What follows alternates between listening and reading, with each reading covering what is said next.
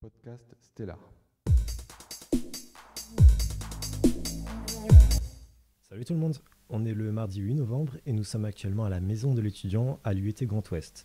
Dans ce podcast Stellar, nous allons parler de l'association Stellar, une association qui favorise la culture pour tous en ayant des valeurs telles que la diversité et le partage culturel, en incluant notamment tous les types d'art qui vont du jeu vidéo à la musique. Nous recevons ce soir Monsieur Lespa, qui est artiste, auteur, entrepreneur et qui est actuellement à la direction de l'association. Nous recevons également Laurie Lest, une artiste chanteuse, Manon Camille, avec qui on va aborder certains sujets tels que la gestion de projets dans la région. Et nous allons aussi discuter sur la problématique comment animer un campus avec une thématique artistique. Podcast Stellar. Alors, un thème artistique sur un campus. Sur le campus de Montfoulon, il y a déjà eu des actions de fête avec les étudiants en carrière sociale l'an dernier et aussi les étudiants en licence e-commerce. Des questions ont été posées sur le campus. On a remarqué un besoin d'avoir de la culture sur le campus. Clara, tu peux peut-être te présenter. Qu'est-ce que tu fais comme activité? T'aimes bien la vidéo? C'est Clara. Dans mon temps libre, je fais beaucoup de photos, de vidéos, beaucoup de montage vidéo aussi. C'est vraiment quelque chose qui me passionne. Et pour moi, je pense que sur le campus, il devrait y avoir plus d'ateliers concernant la vidéo et permettre à tout le monde de découvrir un peu ce milieu parce que c'est un milieu qui n'est pas forcément très connu parce qu'il est très technique. Et je trouve que ça pourrait être sympa d'avoir des professionnels qui puissent nous parler, nous exposer un peu leur métier, surtout de monteur, parce que c'est très compliqué. Et voilà, pour moi, je trouve que ça pourrait être sympa d'avoir plus d'ateliers à ce niveau-là. D'accord. Des ateliers dans quel cadre? Itas, qu'est-ce que tu en penses? Ouais, bonjour, je m'appelle Itas. Oui. Est-ce que toi, tu fais de l'art? Tu fais de l'action? J'en fais pas spécialement. Je dessine vite fait avec des potes en mode de jeu dans des délires comme ça, mais non, je suis pas spécialement en Mais artiste. tu fais de la vidéo un peu dans ta formation? On a un programme sur le cinéma expérimental et au cours d'un exercice, on doit durant l'année scolaire dans notre licence professionnelle réaliser un film avec un scénario et tous les enjeux cinématographiques pour ensuite le présenter à la fin de l'année devant tout le campus. Du coup, je pense que c'est un beau projet et ça peut nous entraîner. Et je pense que c'est aussi un bon besoin artistique qui peut être rempli du coup parce que ça permet aux étudiants d'exprimer leur créativité à travers ce travail. Le côté singulier, c'est-à-dire se différencier, exprimer sa sensibilité, c'est important. Qu'est-ce que vous en pensez, vous, dans vos métiers de la com? Eh bien, je pense que dans le métier de communication qu'on fait, parce que moi et Clara, on est personnellement projet tuteur, on a fait beaucoup de communication, on doit être sérieux la plupart du temps, mais dans les autres matières, on a remarqué que si on voulait toucher l'audience, entre autres nous les jeunes, on devait avoir une approche plus humoristique et moins sérieuse pour essayer d'impacter ceux qui étaient dans notre tranche d'âge environ. Du coup, on s'était dit qu'on peut se servir de l'art. Nous sommes en train de faire un travail dans la case de communication par rapport aux enjeux environnementaux, notamment à la COP27, où on doit sensibiliser l'ensemble du campus à adopter des attitudes écologiques. Et du coup, il y a plusieurs propositions. On doit faire des affiches, on doit faire des montages vidéo, on doit faire des posts sur des réseaux sociaux. Ouais, le but, c'est de faire en sorte que les étudiants aient plus conscience de la gravité de l'environnement actuellement. Essayer de faire bouger un petit peu les choses à notre niveau, même si c'est pas forcément une classe de 15 qui vont faire bouger les choses. Mais si le message il peut être diffusé autour de l'IUT, pourquoi pas essayer de toucher plus de personnes, des professeurs, etc. Et essayer de faire quelque chose, même déjà juste au sein de l'IUT, quoi. D'accord. Et sur le côté culturel, art, créativité, sur le campus, donc ça rejoint ce que vous dites, mais est-ce qu'on pourrait imaginer peut-être un festival ou alors des cours le soir? Et si oui, où est-ce que ce serait possible de le faire d'après vous? Ces fameux ateliers en complément de vos formations. Moi, ce que je propose, c'est qu'on devrait faire des ateliers qui se situent plutôt dans la journée, pendant la pause du midi, ou par exemple dans les couloirs de l'UIT pour inciter les jeunes à venir voir notre atelier en mode « Hey, qu'est-ce que vous êtes en train de faire ?» Et ensuite, on présente le projet pour que ce soit plus attractif parce qu'ils peuvent être dans les couloirs de l'UIT où c'est très sympathique. On a des espaces où on mange notamment le midi. S'il y a un stand qui est là, on peut passer et on peut être curieux pour aller vers les personnes et voir ce qu'elles proposent. Je pense que c'est une bonne idée. Ouais, c'est vrai. Dans les programmes des entreprises, il est souvent question de créativité, d'originalité, de capacité à s'adapter. Donc, est-ce que vous pensez, vous, que de développer justement un sens artistique contribue à développer ses compétences, Clara? Moi, je pense que oui, ça aide. Et puis même déjà, rien que pour proposer de nouvelles choses, pouvoir mettre en place des petits projets, faire une communication sur les réseaux sociaux. Être créatif, ça peut être par exemple faire une affiche un petit peu, je vais pas dire choc parce que c'est pas le terme, mais qui sera un petit peu marquante pour les gens. Ils vont le voir, ils vont se dire ah oui, c'est vrai qu'il y a eu ça, c'est vrai qu'il y a ça, faut faire attention à ça, etc. Ou même par le biais d'une vidéo, vu que c'est un domaine que j'apprécie particulièrement.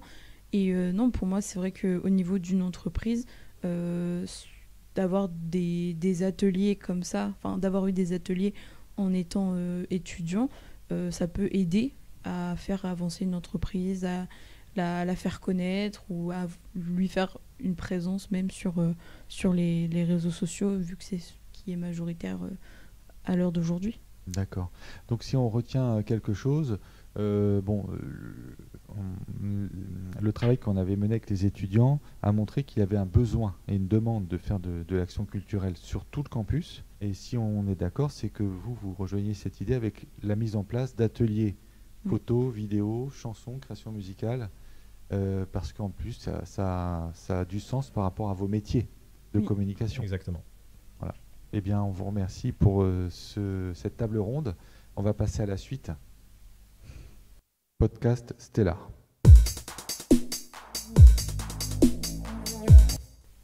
Nous accueillons avec nous la chanteuse Laurie Lest et nous allons l'interviewer. Donc peux-tu nous parler un peu de toi et nous décrire un petit peu comment tu vis, etc. Eh bien, je suis Laurie, j'ai 23 ans. Aujourd'hui, je suis en 2e année d'assistant de service social. Et effectivement, j'aime chanter et m'accompagner de la guitare pour mes proches ou pour autres événements. C'est super. Et est-ce que tu peux nous parler de ton style musical? Eh bien, c'est très acoustique. Ça se rapproche de la pop folk, un petit peu de reggae, voire du Sega mauricien. Ça a l'air super. Et t'as commencé quand? Eh bien, j'ai commencé il y a 5 ou 6 ans, autodidacte depuis le début, grâce à une méthodologie pour apprendre la guitare, et puis j'ai chanté naturellement. Ok. Actuellement, quelle est ta chanson préférée? Ma chanson préférée, depuis plusieurs années, c'est Home. Est-ce que tu as des sources d'inspiration principales? Principalement, je dirais le Sega mauricien, puisque ce type musical provient de mon pays dont je suis d'origine. Et ensuite, il y a le reggae qui s'y rapproche un petit peu. La musique actuelle aussi m'inspire, hein, la pop musique, mais c'est surtout le reggae. Et par exemple, ce serait quoi tes projets pour l'année prochaine ou dans le futur? Musicalement parlant? Musicalement parlant, ouais. Continuer à jouer pour moi. J'aimerais bien commencer à poster un peu plus sur les réseaux sociaux et continuer à jouer pendant l'été lors de guinguettes ou autres. Ouais, c'est cool. Est-ce que tu peux nous dire comment ta pratique elle a évolué au fil du temps, comment tu as pu t'améliorer dans le milieu de la chanson pour ceux qui veulent s'y mettre? Eh bien, c'est un conseil, c'est de jouer avec l'autre, de jouer avec les autres, des personnes qui pratiquent depuis très longtemps, qui sont presque experts dans la musique ou dans la pratique de leur instrument, et avec d'autres aussi personnes qui sont comme soi et qui débutent. Et c'est d'apprendre de tout le monde. Et par exemple, ça t'intéresserait pas de faire un duo, un feat avec quelqu'un? Avec une personne connue ou Pas forcément, mais avec quelqu'un qui fait de la musique comme toi, Oui, bien tranquille sûr. en indé. Mais carrément, j'ai commencé comme ça. De toute façon, j'ai ce qui m'a fait... Ma pratique a évolué justement grâce à ça. C'est grâce à d'autres musiciens, parce que j'ai joué devant un public, d'abord en duo avec un percussionniste qui maîtrisait tout type d'instrument. Et en fait, moi, ce que je kiffe le plus, de toute façon, c'est jouer avec une autre personne. C'est le partage de la musique, quoi. Ouais, carrément. Merci beaucoup, Laurie. Avec plaisir. Laurie, j'ai entendu dire que tu avais un certain talent et ce talent t'a mené à l'association Stellar où tu as été amené à faire notamment certaines performances et mises en scène. Est-ce que tu pourrais nous faire une petite démonstration avec l'une de tes chansons si tu en as envie? Bah oui, avec plaisir. Super. Et la chanson, effectivement, l'association Stellar m'accompagne pour sa créativité et son enregistrement. Et celle-ci, eh bien, s'appelle Peaceful.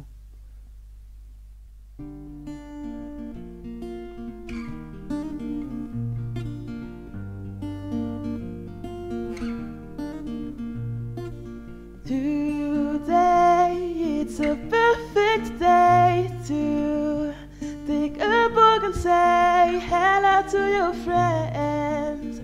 The lovely enchanted union of your guitar and a melody reunion of our voices of harmony, they say. Be careful, cause you're growing up so fast. Look at you, ooh, you almost stand up on your feet. But I can't fall lower than I'm already. And look, the sky is smiling at us.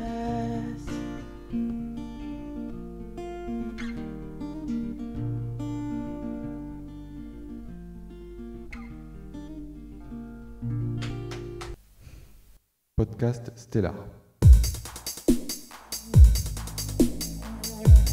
Et maintenant, séquence interview avec Manon Camille, chef de projet culturel. Peux-tu te présenter en quelques lignes? Alors, salut, moi je m'appelle Manon, j'ai 29 ans. Je travaille à côté pour moi et je suis aussi en parallèle chargée de projet culturel. Donc en fait, j'essaie de trouver des projets et de les mettre, de les présenter à l'association Stellar pour essayer de voir si ça correspond à l'association et aux idées et aux valeurs aussi de l'asso. Intéressant. À propos de ces projets, est-ce que tu pourrais nous en parler d'un en particulier? Par exemple, est-ce que tu pourrais nous dire quel projet t'a été le plus facile à réaliser et pourquoi, et lequel tu as le plus aimé? Alors l'année dernière, j'ai fait un projet avec des étudiants où ils avaient un événement, une soirée de présentation à faire. Et là, c'est vraiment le projet où j'étais décisionnaire de quasiment tout, où je les ai guidés de A à Z, où il y avait une fiche à faire, une directrice. Et c'est là où c'était intéressant de moi donner mon savoir et eux que les autres m'apprennent parce que voilà, il n'y a pas de hiérarchie, moi, dans ma vision des choses. Donc là, notamment cette année aussi, j'aide à nouveau des étudiants pour une exposition qui a lieu le 15 novembre à la Maison des Associations. Et donc c'est vraiment les accompagner, les aider si besoin, et pour que le projet soit fait avec le cœur et que tout le monde soit content et que ça leur serve aussi pour leur vie pro après leurs études. Et par exemple, qu'est-ce qui t'a donné envie en fait de choisir cette voie-là plutôt qu'une autre? Alors j'ai fait des études de théâtre et à Caen et un master à Lyon dans le même sujet. Et en fait, ce que je trouve intéressant, c'est de voir ce qui se passe derrière. De voir une création théâtrale, c'est intéressant de voir sur un plateau des comédiens jouer. Mais moi, ce que j'aime voir, c'est le montage, comment on en arrive à là, comment la scénographie est faite, comment les choix sont faits par rapport, par exemple, au dispositif de la salle, par rapport aux lumières, aux éclairages, à la faisabilité du projet aussi. Je suis aussi en parallèle bénévole sur pas mal de projets d'asso normande. Je suis bénévole à Beauregard depuis des années, donc moi ce que j'aime c'est justement voir tout ce qui se passe avant le festival, parce que le festival il est cool, mais s'il n'y a pas de bénévoles, il n'y a pas de festival. Et du coup de voir, de participer à ça, même si on ne sait pas qui on est. Nous on sait quand on se balade de dire ah ça c'est moi qui l'ai fait, ça j'y ai participé, et c'est aussi une expérience humaine en tout cas.